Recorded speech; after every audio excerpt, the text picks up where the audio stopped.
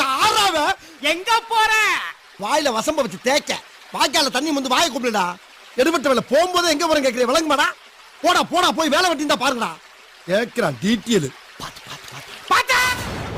ஏய் ஏண்டா நல்லா தானே வந்துகிட்டு இருக்கே, கொஞ்சம் சும்மா இருடா.